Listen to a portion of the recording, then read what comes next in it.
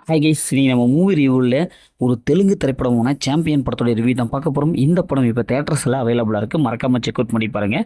இது ஒரு அதிரடி ஆக்ஷன் ஸ்போர்ட்ஸ் மூவியாக வெளியே வந்திருக்கு. இப்போ இந்த படத்தோடைய கதையை பார்த்துடலாம். இந்த படத்துடைய கதைக்களம் 1948 டு 49வது வருஷத்துலேருந்து ஸ்டார்ட் ஆகுது. அந்த வருஷத்தில் இந்தியா சுதந்திரம் அடைஞ்சிருச்சு. ஹைதராபாத்தில் ஒரு கிராமம் ஒன்று இருக்குது. அந்த கிராமம் மட்டும் ஹைதராபாத்து கூட இணைய மறுக்குது. அந்த கிராம மக்கள் பயங்கரமாக போராட்டம் பண்ணுறாங்க. இன்னொரு பக்கம் படத்துடைய ஹீரோ ஃபுட்பால் பிளேயர். இவர் எப்படியாவது இங்கிலாந்து போய் விளையாடணும் அப்படின்னு சொல்லிட்டு ரொம்ப முயற்சியும் பயிற்சியும் எடுத்துகிட்டு வராரு. அப்படி அவர் இங்கிலாந்து போகணும்னா இந்த கிராமத்தை கடந்து தான் போயாகணும். உடனே அந்த கிராமத்துக்குள்ளே போயிடுறாரு. அப்படி போகப்பட்ட நம்ம ஹீரோ எப்படி அந்த கிராமத்தை கடக்கிறாரு, அந்த கிராம மக்களுடன் சேர்ந்து இவரும் அந்த ஃபைட்டுக்கு தயாரானாரா இல்லையா, இறுதியில் என்ன ஆச்சு அப்படிங்கிறதான் இந்த படத்துடைய கதை.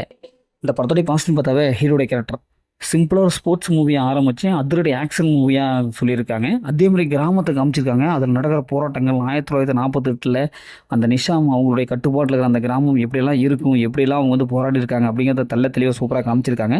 படத்தில் நடிச்ச எல்லாமே சிறப்பாக சூப்பரான ஒரு ஆக்டிங் பர்ஃபார்மன்ஸை கொடுத்துருக்காங்க. குறிப்பாக படத்துடைய பிஜிஎம் மியூசிக் வேறு லெவலில் இருக்குது. நல்ல ஒரு பிஜிஎம் கொடுத்துருக்காங்க. அதே மாதிரி படத்துடைய அந்த சினிமோட்டோகிராஃபிக் லொக்கேஷன்லாம் 1948 வருஷத்தை அப்படியே காமிச்சிருக்காங்க. இந்த படத்தில் ஹீரோயினுடைய கெமிஸ்ட்ரி நல்லா ஒர்க் அவுட் ஆயிருக்கு. ஸ்க்ரீன் பிளே பொறுத்தளவுக்கு எந்த இடத்துலையும் போர் அடிக்கல. ஃபஸ்ட் ஹாஃப்லேருந்து கடைசி வரைக்கும் நல்லாவே கொடுத்துருக்காங்க. ஃபைட் சீக்வன்ஸும் சும்மா செம்மையாக இருக்குது. அதுவும் அந்த இங்கிலாந்து கூட எடுத்து சண்டை போடுற சீன்ஸ்லாம், அந்த கிளைமேக்ஸ் ஃபைட்லாம் சூப்பராக இருக்குது. அதில் இன்னொரு ஹீரோ ஒருத்தர் இருப்பார், பாதி மூத்தில் எரிஞ்சிக்கிட்டு வந்து சண்டை போடுவார் பாரு, அதெல்லாம் வேறு லெவல். ஏன்னா அந்தளவுக்கு சூப்பரான ஒரு மேக்கிங் நல்லாவே வந்திருக்கு. இந்த படத்தோட எமோஷனல் ஈஸியாக கனெக்ட் ஆகுது. கிளைமேக்ஸ் நல்ல ஒரு கிளைமேக்ஸ் கொடுத்துருக்காங்க.